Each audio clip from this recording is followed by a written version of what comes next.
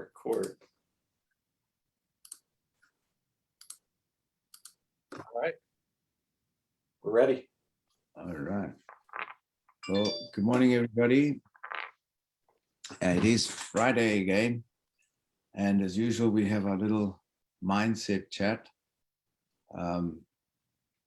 The slaughterhouse of failure is not in our destiny. We will persevere. We will persist until we succeed. It's Ogmandino with a little modification.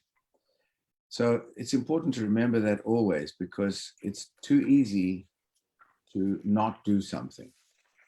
Today, we're going to talk about creativity. On this series of leadership outlines that we've been discussing, today we're going to talk a little bit about creativity and why it's important for us to continue to be creative, even though we know what we're doing.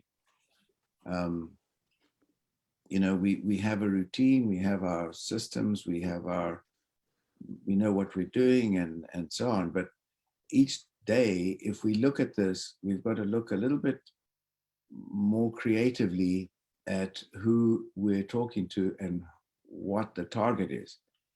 And I kind of liken this, you know, creativity is the mother of invention. And I look at this as a Rubik's Cube. You know, how many different moves do we have to make and to align all these pieces? You know, the healthcare professionals are a bit like a Rubik's Cube. It's all, everybody's different, a lot of moving parts. Each practice that we approach and that we talk to has different components. You know, one might be a dentist, one might be an optometrist, one might be a psychiatrist. You know, the recipient is all the same. We're trying to get to the patient eventually, but each healthcare professional, it challenges us in different ways, and we've got to be able to be creative and be able to talk to each one from their points of view. And of course, the teams are also components which we have to contend with. We've got all kinds of different personalities, we've got different priorities, we've got different egos, we've got different experiences within these offices. And all of these are moving parts that we've got to try and understand. Who are we talking to? What is the objective? How are we going to achieve the objective, which is eventually putting in a scanner and solving the doctor's problem or the healthcare professional's problem? They have three problems: time, money, and stress. Most of them, the same similar types of things. And this is what we've got to approach, but we've got to be creative about it. We need to be creative not only in how we're approaching the medical professionals, but we also need to be creative in how we are managing ourselves. You know, we need to find out how to be creative in keeping ourselves motivated, keeping ourselves engaged in the business on a daily, weekly, monthly, yearly basis, and creative in how we're going to react to our team members, how we're going to motivate them. And so there's a lot of creativity that we need to do in what we're doing. And, you know, if you look at sales in general, it's gone a lot away from, you know, having a script and kind of spewing the features and benefits of whatever you're trying to sell, to a more creative, consultative sales approach. And so I think we need to all be cognizant of that, that creativity plays a huge role in what we're doing. You know, and a lot of that is listening to our prospects, our physicians, our medical device sales reps, and what they need, what their needs are, what their motivations are, and then being creative to adjust how we're speaking to them, how we're presenting the material in a way that makes sense to them. So we need to customize our offerings, and then we also need to be creative in how we're handling objections. We talk a lot about how to handle objections on our Tuesday night team calls. And in handling those objections, a lot of times asking questions, probing questions that are going to get you answers that you can then be creative in how you approach presenting the material is very important. So you need to know what their needs are. You need to customize the offerings. We talked a little bit about this, I believe it was last week or the week before.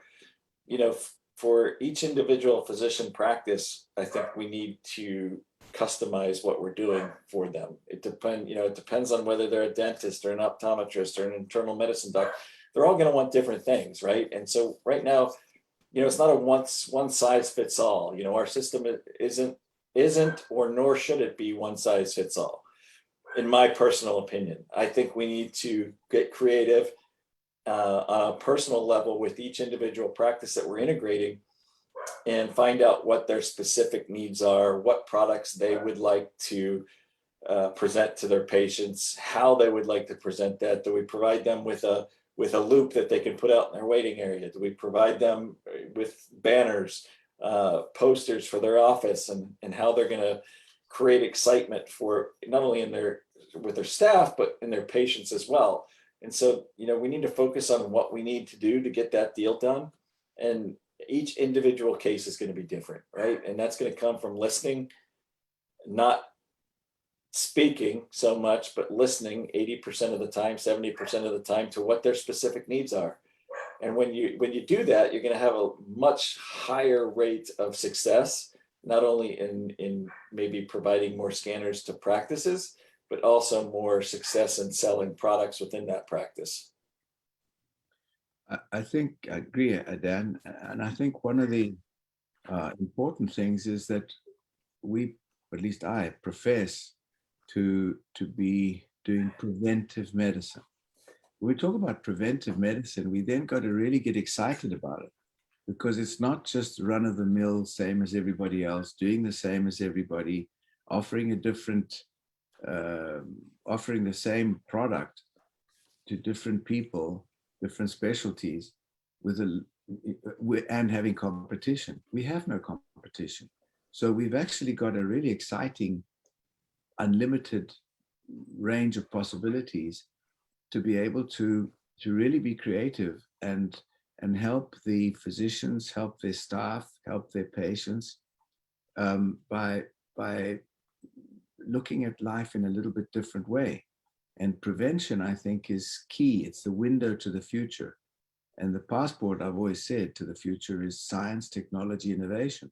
So how we offer that, how we apply that, how we can get people engaged in offering that, that's the whole secret of this business, is to be able to find ways where people will get excited, the staff will get excited to actually be participative as a forward-thinking or as proactive members of the team, because that's where we will have success.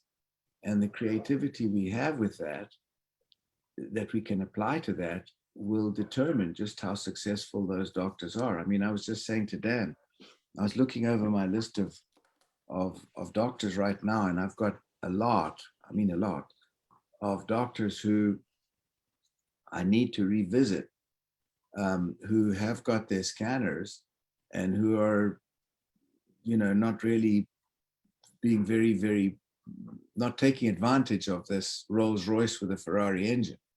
It's just sort of in the garage and gathering dust. I mean, it just barely ticks along. It idles. It doesn't even start the engine sometimes.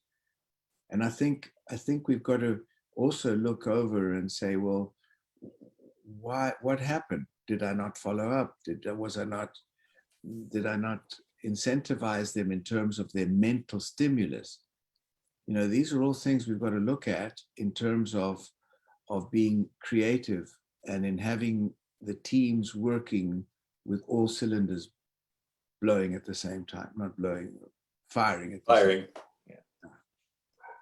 Yeah, I mean, it's a process. Everything we do in this business is a process. Anything you do in any job or any sales is a process. And part of that process is creating that excitement within, with the physician, but also having that physician help you create that excitement within their staff, especially if the staff are going to be the folks that are running the program in their practice. And so, what we want to do is we want to create these wow moments. How do you build that excitement? First we can build that excitement with the scanner. We're the only company that has this particular technology. Then talk about the products and the 85 scientists and the 90 articles that we have validating the technology, peer-reviewed articles.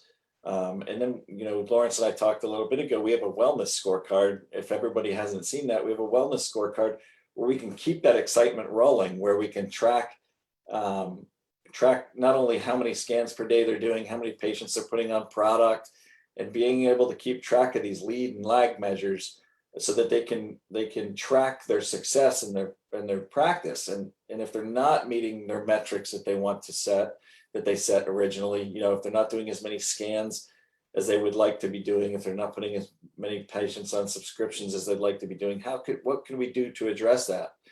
And then on that wellness scorecard, there's also a place for them to track their staff's scores on the scanner. So, we all know that we want to encourage the practitioner and the staff to get on one of our supplements and, be able to show that their scores increased, become a product of the product, and then they're more likely to have a positive conversation with their patients. And, for me, one of the biggest things is that we need to create this excitement so that the practitioner is excited about it. If the practitioner's not excited about it, and they're not talking about it in a way that creates that same excitement in their patients, it's probably not going to be successful. They need to talk about how important this is in mitigating chronic disease, or helping them mitigate chronic disease, how important this is for their life as a patient and becoming healthier, or meeting their health and wellness goals and things along those lines. So, it's a big part of this process for me is creating that excitement and learning, being creative in how you do that.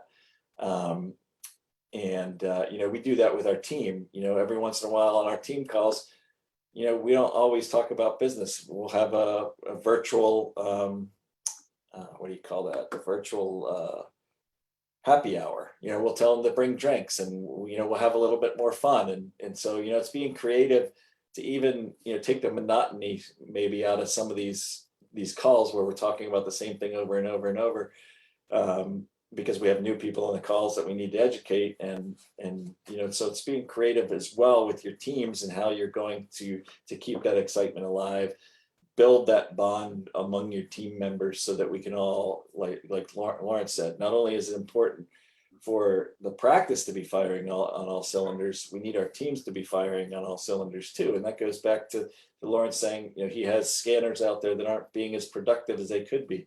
And I think we all do. I have 10 maybe that are out there that are just not being as productive as I would like them to be. So, what can we do creatively to go back to these folks and recreate that excitement? Do we have a new product coming out? Maybe Collagen Plus, the Beauty Focus, maybe Meta in December, when that's going to be released. Do we go back with them and say, hey, we've got an exciting new product that may, be exciting or helpful with a certain subset of your patients, or something that they might be interested in that you can provide as part of your service line, right?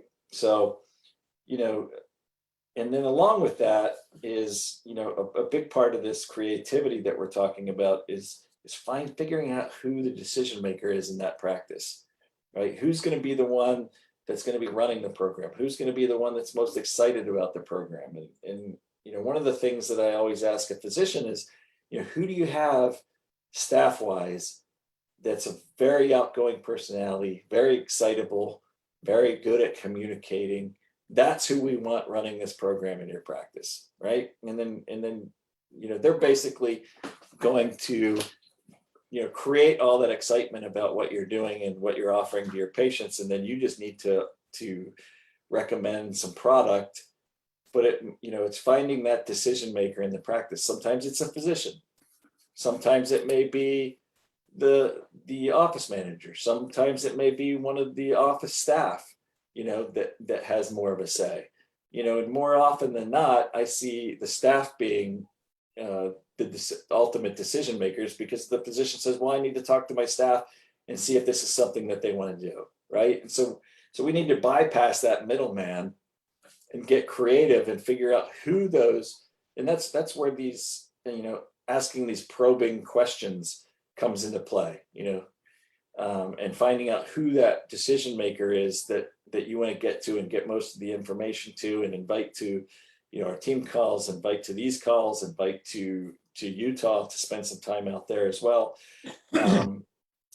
So, part of that creativity is not just the implementation side. Part of that creativity is the sales side, where you're trying to figure out who you need to get to help make that decision and move things forward. Yeah. So, again, it's these moving parts. I mean, each practice is different. We all have been to some practice where the office manager runs everything. I mean, nothing moves without the office manager. When even the doctor says, well, I'll have to consult with my office manager, because many doctors are not businessmen. They are people that are professionals, and they eventually will rely on an office manager if they don't have the wherewithal of experience and so on to actually run the office. And some personalities are, really, really alpha type office managers, and they eventually run the whole thing. And they may be running it well, maybe not. Maybe they can improve. And this is where we also have to be able to be, let's say, I don't say flexible, but we have to be able to understand how we can help the office manager, even though they've got very established egos in their own field and they think they know it all because they've been the office manager. I've been with the doctor for 17 years. Okay, good. And what have you changed in that 17 years? What's different? Oh, no, I know the doctor. This is what he's going to do. This is how he thinks. This is how she thinks. Okay. Well, guess what? There's a hell of a lot of changes going on that we can look at. So this is all part of our abilities and our talent, if you will, is to be able to have that art or that capacity of being able to make it exciting for the office manager who's been there 17 years and all she wants to do is go home and get all the rest of it done, and she's just really not interested in anything, or she or he. The other thing is, I think is important, is that it's the tracking part. Dan, you mentioned our wellness scorecard form, and I think we all like to be able to track something. Joe Scalia is on his bike every day, riding 50, 60 miles every day. And every day he shares, another 2 seconds off the extra 50 miles he's done or whatever. And it's a tracking thing. And it's an exciting thing if we can track what we do, whether it's our weight, whether it's our finances, whether it's the results we have in our particular field of work, or whether it's the doctor in his or her, field of work. So the tracking is something that I think is also exciting if we can make it that. It is not exciting when the score goes down, when the results of the office are not as expected, and we're not getting the results, and then we kind of get all depressed about it.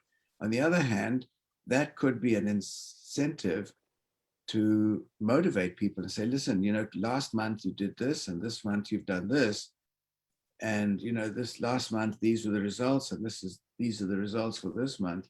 So these all can be incentives for us to be creative, to say, look, this is how we can tweak and fix and modify a little bit what you're doing to improve the results, whether it's your staff results, whether it's the morale. Morale is huge.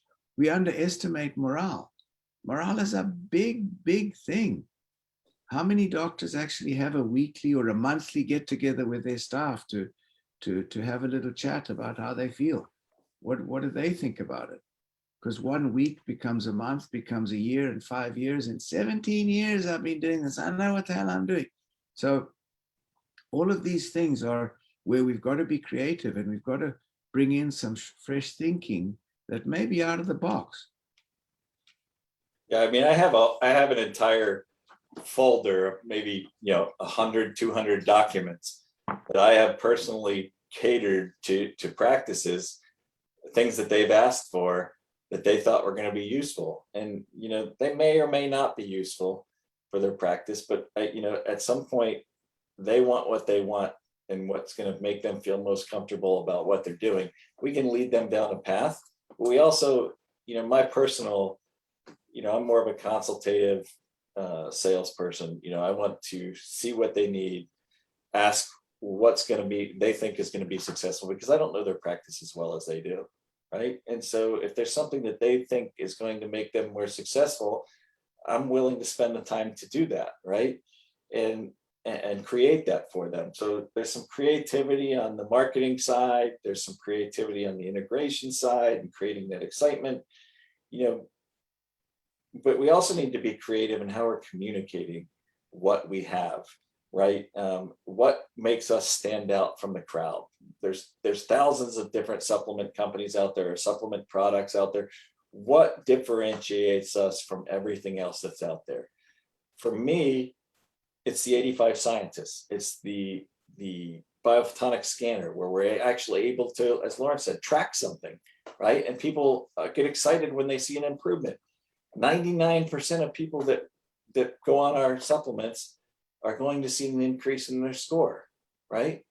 And so that's a huge advantage that we have, because that in and of itself is going to get people excited when they see that something that they're doing to improve their health is actually working, right? And so, you also need to know, on some level, you need to know your competition, because when we're going into these practices, a lot of them, may already be using something. And so, on a very low level, we need to know something about that company, but we also need to talk about those differentiators and why what we have is better, maybe better for that practice, from not only a supplement quality standard, the 85 scientists, but also from the perspective that we're able to test and measure something, which they may not be able to do with the more than likely they can't do with the supplements that they're providing.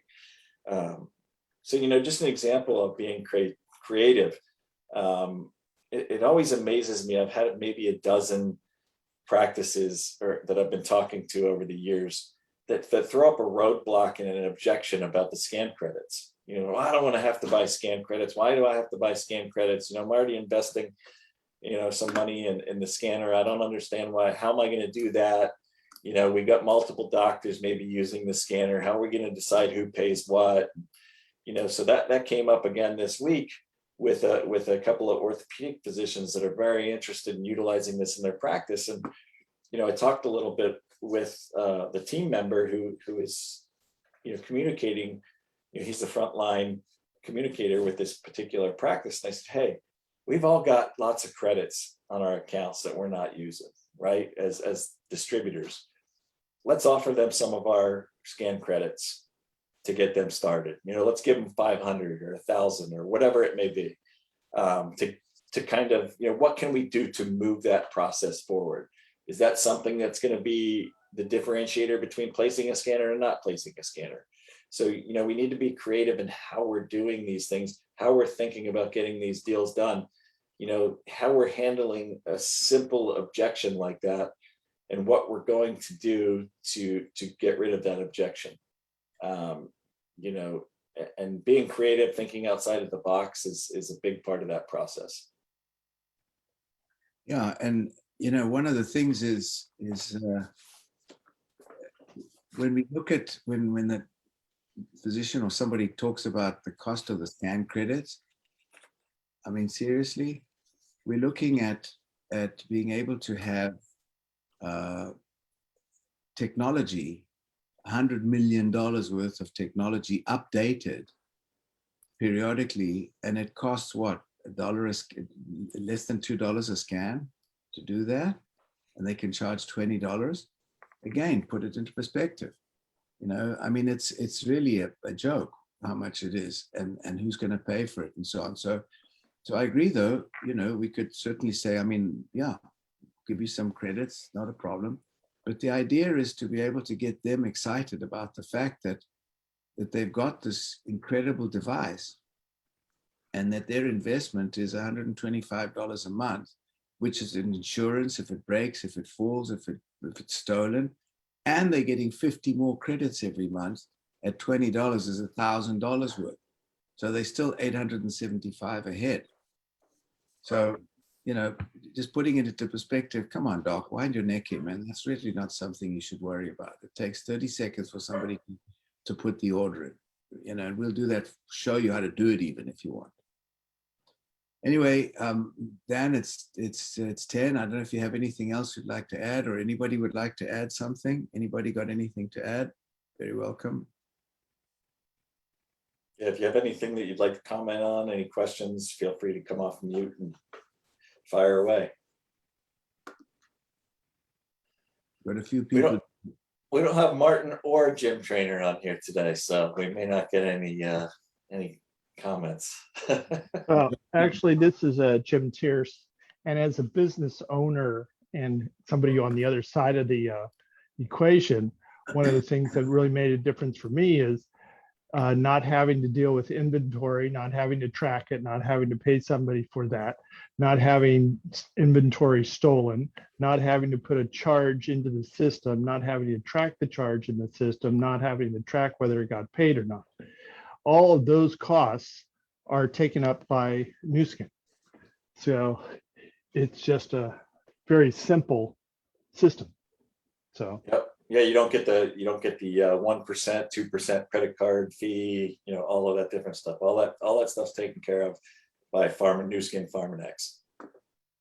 actually, the credit cards cost me 6% by the time 6%. You add in all the 8 Advantage miles and all the other crap that's going on. Yeah, good point. Thank you for sharing that. Good point. Thank you. Yeah, there you go. Different point, you know, again, listening again, as Dan, as you always, you know, say, you know, we've got to listen more than we can talk. And there we go, just getting it from the horse's mouth. Well, it's a good looking horse, but anyway. Anybody else got anything to add? No? We're all good? Okay. Well, the advantage of this business is that we've always got somebody doing something. So we've got John Swart, who's not on today. He's in San Diego. He did an event. I've got somebody doing an event in Mexico at a medical conference there. So that's an advantage where we have teams of people in different places all doing their own thing as well. So, okay, everybody, thank you for being on the call. And we look forward to seeing you on Monday morning with Scott Bennett's call, and on Wednesday with Mansi and Ken Nelson and Mansi Shaw. So thanks. Have a good weekend, everybody. Thanks for being on the call. Blessings. Great weekend, everybody. Thanks. Thanks, Dan. Thanks for your input. Thanks, Lawrence. Jim, for your input too.